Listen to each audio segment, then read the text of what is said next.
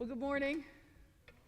It's good to see everyone. I think there's a lot of things happening in West Lafayette this morning. I know that half my Sunday school teachers are out doing the cupcake run, so hopefully that's where everyone else is too, right?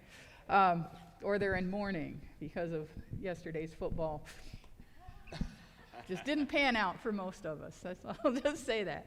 But anyhow, I've got a question for you. How many of you think real deep on this, how many of you think you might be willing to be friends with a 660-pound hippopotamus? We've got a couple over there. All right, good.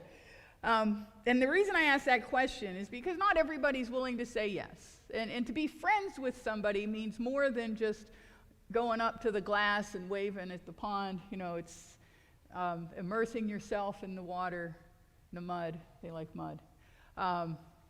Sharing your food, sharing your home. And in fact, several years ago, in 2004, there was a tsunami that struck the coast of Kenya. And a baby hippo, who was later named Owen, was found stranded on a coral reef nearby. And apparently what happened was when the giant wave struck, the hippopotamus family was wallowing in the mud or in the sand right near the mouth of the Sabaki River. And Owen was too small to escape the waves. So he got pulled out to sea and was stuck on a coral reef, and that's where he was found. The rescuers that found him never found his family, but since they didn't find bodies of hippos, they're assuming that the family got away. They just left little Owen. And they knew that if they found another herd that wasn't his family herd, that the dominant male would kill him because he would perceive him as a threat. So they decided to take Owen to a wildlife refuge, which was about 50 miles away, and they hoped that the animals there would adopt him or at least offer this poor baby hippo some companionship. But none of the other animals wanted anything to do with him. He's big, he's floppy, and he was a baby. I mean, a baby, if you ever had a puppy or a kitten, you know how annoying they can be. But eventually, Owen approached an old tortoise, a tortoise that was 130 years old. And even she ignored him at first. But there were behaviors that were similar between the tortoise and the hippo. The tortoise would get into the water to cool off and come onto the land to warm up. And so finally, the tortoise decided to have a friendship bond with this hippopotamus, and so each day, people who visited the wildlife preserve were able to see the hippo and the tortoise taking walks together and playing together and touching noses, and it really seemed like the tortoise was adopting this baby hippo as a surrogate child. And they even slept together at night. They would curl up with each other. And wildlife experts say that it looks like Owen started to regard this 130-year-old tortoise, who's named Mazee, as a combination of a mother and best friend. And this is a true story. There's a couple of children's books that are written about it, and there is a music video that you can watch of them dancing around together. So they're both still alive and living together. But the real question is, would you be willing to do what that tortoise did? Would you be willing to welcome a hippo into your life? Because the truth is, whether we want to admit it or not, we're often kind of selective about who we welcome into our lives. That our natural tendency is to only welcome the people whom we figure are going to benefit us in some way. The ones that we believe are going to make our lives better or greater. And if someone doesn't measure up to our standards, we don't let them in because we don't want to welcome them. We don't want to be burdened by this person. So, I mean, for example, think back to when you were in elementary school and you had to pick teams, whether it was for a debate or I think in elementary school you might have had a geography contest or capital of the United States contest, or it might have been a kickball game, but you needed teams for some reason.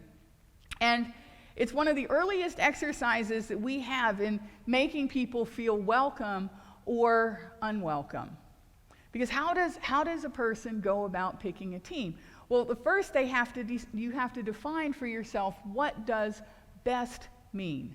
And I don't know if you've ever noticed, if you're a teacher you may have, but kids don't always pick teams in the same way, because all kids are trying to get the greatest team that they can possibly have, but their definitions of what is great are not the same. Some people believe that having a great team means that that's the team that's going to win, and that's the team that's going to outscore the other team. So above anything else, they're going to get the greatest players on the team. So if Susie is your best friend and has been your best friend for life, but she's lousy at kickball, you are not going to choose her to be on your team, not first anyway. You're going to choose big bad Bobby, who's a bully and everybody hates, but boy, he can kick a kickball clear to the other side of the woods. So you want him on your team. So in that instance, Bobby gets to keep being a bully because everybody likes him when it comes to sports, right? He's the champion. But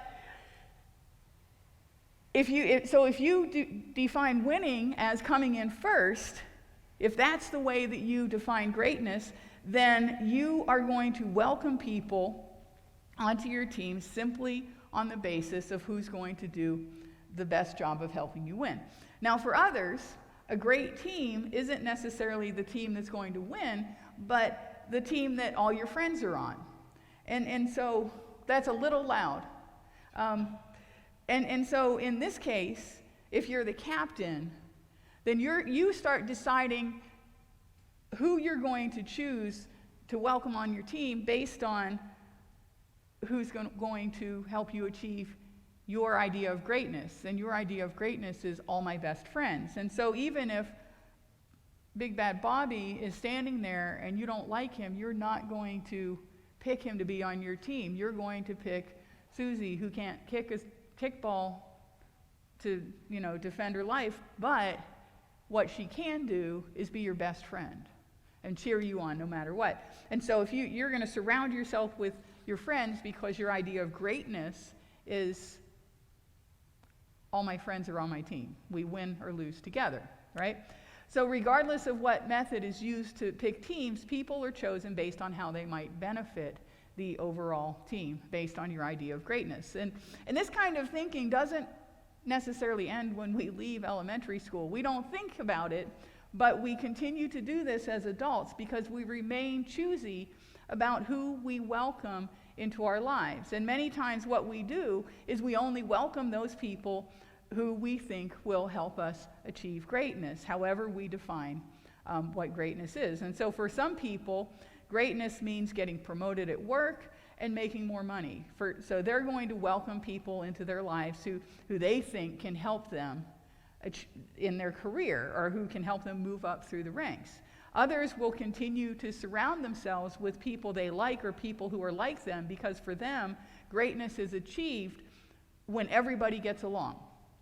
And if someone can't help them attain their goal of greatness, chances are they're going to push that person out of their lives. So at almost every stage of our lives, we think it's great to be with people who have similar interests as we do, who think the way we think, and who like the things that we like. And so we will welcome people into our lives,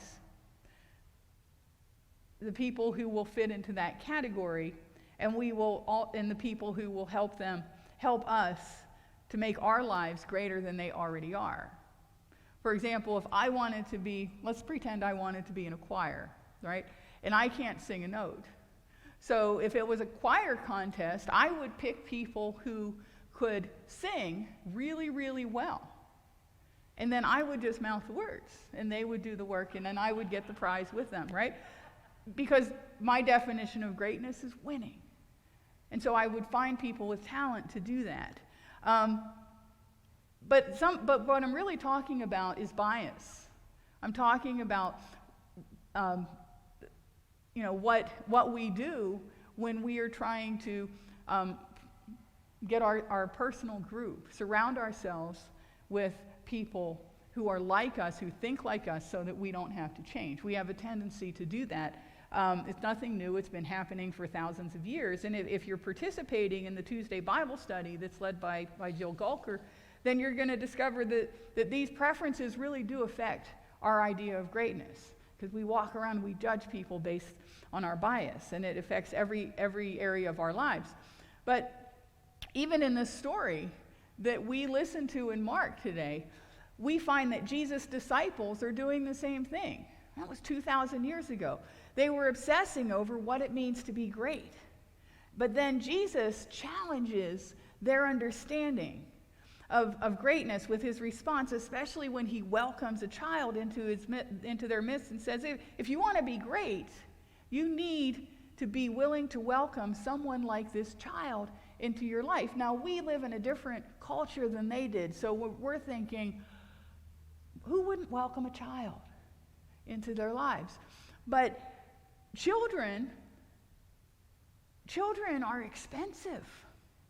Even back then, children were difficult to raise. You didn't know if they were going to live or die and grow up to adulthood. So you could be investing a whole lot of your time and effort into this little child and get absolutely nothing back. So what Jesus is saying, when you welcome a child, you're welcoming someone into your life who can't immediately help you achieve greatness. And this is where Jesus challenges us to live our lives differently than the way that we're wired. Because welcoming a child means, hey, I need to invest my time and effort into someone who's not going to help me become great. It's just going to, I have to spend this many hours farming, and then I have to spend this many hours taking care of the child. And if the child lives to be 8 years old, I may have a helper on the farm. But then I still have to spend extra time teaching the 8-year-old how not to get eaten by a wolf or run over by the plow that I'm using. It's a lot of difficult. So think about it in 21st century terms. A child can't help you get a promotion at work. A child can't help you get ahead in the world, not at first.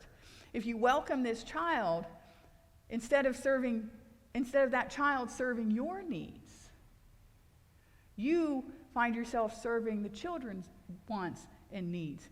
And the wants and needs that children have can be rather staggering. As I said before, it's expensive. It costs nearly $250,000 to raise a child from birth to graduation from college. And if you choose a college like Stanford or Harvard or Notre Dame or one of those elite colleges, you're talking about $250,000 more on top of that almost with tuition. And even the state colleges like Purdue and IU, Butler, they're not that inexpensive anymore either.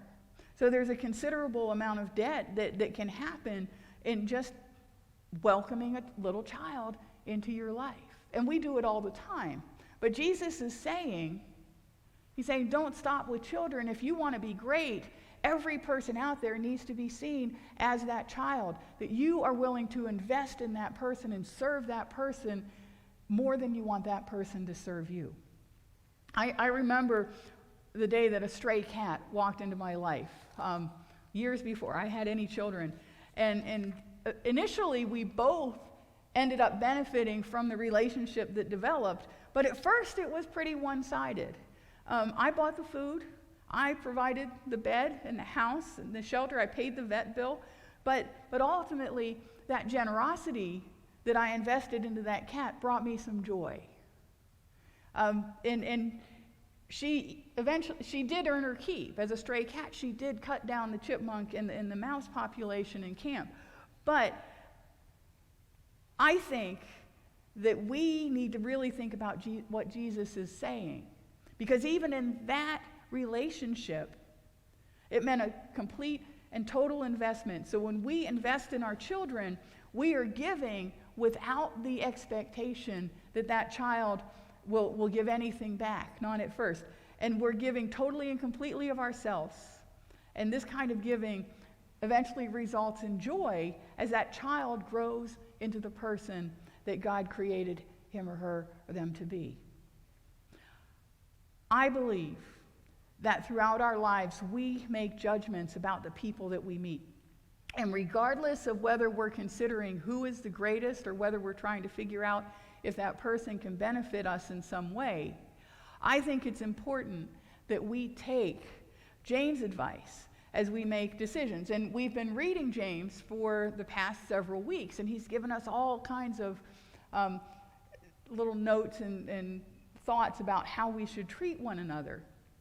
But I think when James speaks, he's taking his cue from Jesus. And he might have remembered this particular passage of one of the things that Jesus said when he was with them.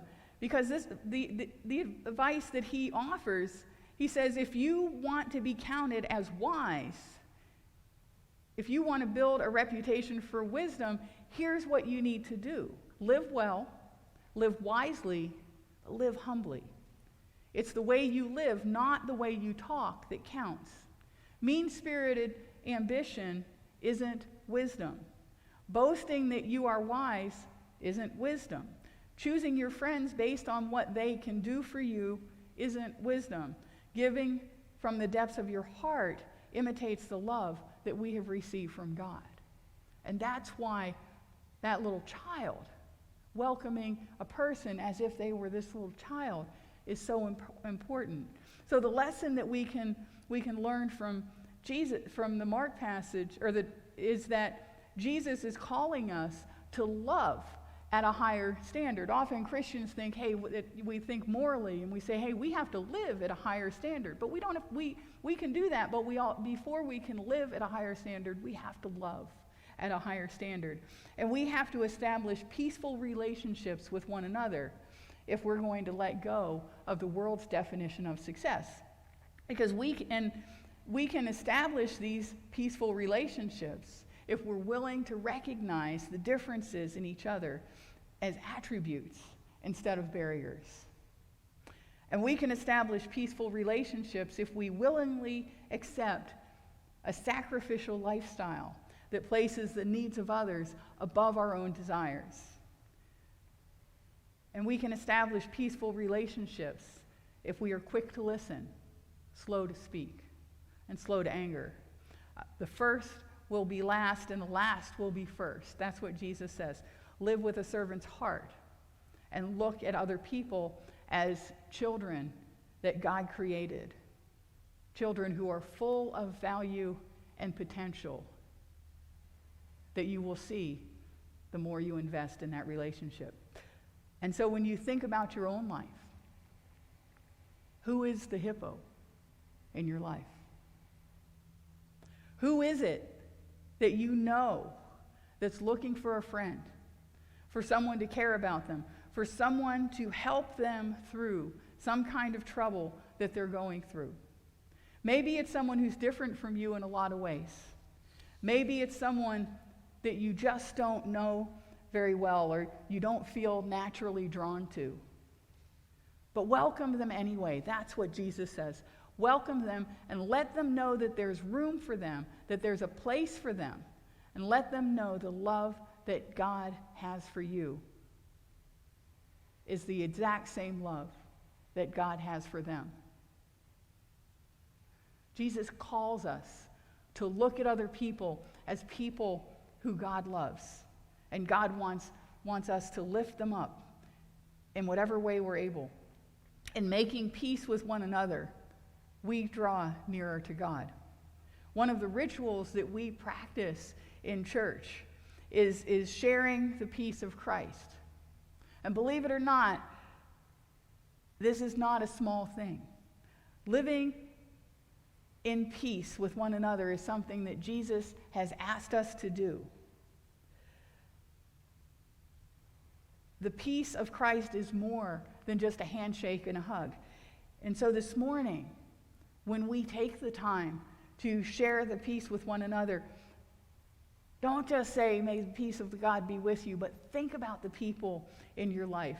Think about the people in this church. Think about the people in this greater community. And ask Jesus how you might serve them better. How can you truly welcome someone with the peace of Christ. Amen.